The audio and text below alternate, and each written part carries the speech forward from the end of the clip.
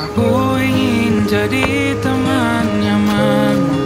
Hai, kami Alma. Nanti harap nanti batch 13 ni saya selalu dari jaga umur apa jangan berpisah.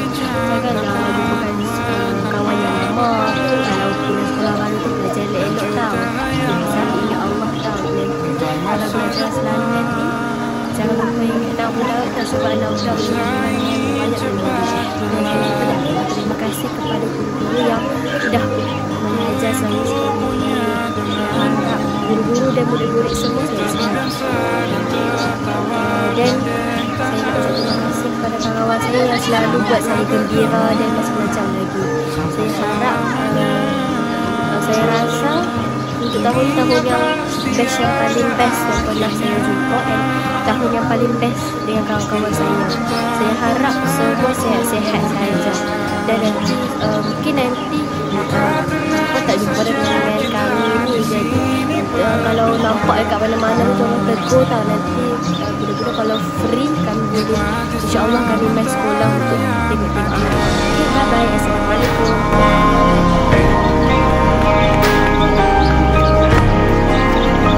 Hai, nama saya Usna. Saya nak cakap ni, jangan tinggal saya tau. Saya rindu semua orang. Lagi-lagi Ustaz Razak dan kawan-kawan. Saya doakan Ustaz Razak dan kawan-kawan sihat selalu. Dan saya anak Budawut. Jangan lupa kami tau.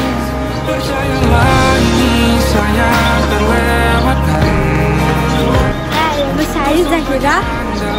Harapan saya untuk anak Abu Daud, semoga semua berjaya dan masuk sekolah yang baik-baik, dapat kawan baik-baik. Semoga dan juga semoga semua ustazah ingatkan.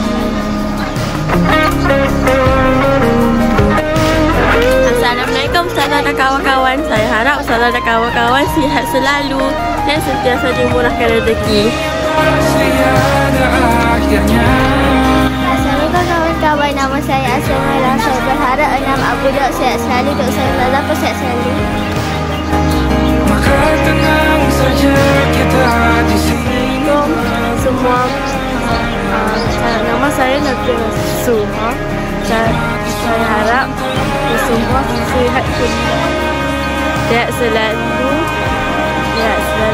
dan kurang lagi rezeki. Dan terima kasih untuk Ustaz dan Ustazah sebab telah mengajar kami. Kita di sini berdua. Nikmati sementara. Assalamualaikum kawan-kawan. Nama saya Tina. Saya sayang semua anak Abu Daud. Saya nak cakap terima kasih Ustaz Ustazah sebab dah mengajar kami. Kami doakan Ustaz Ustazah, kawan-kawan sihat selalu, maju berjaya. Bye. Hai kawan-kawan, nama saya Putri Raja Anissa. Saya doakan supaya kawan-kawan sihat selalu dan dilimpahkan rezeki. Amin. Semoga cikgu, ustaz dan ustazah panjang umur dan sihat selalu. Amin. Bye-bye. Bye.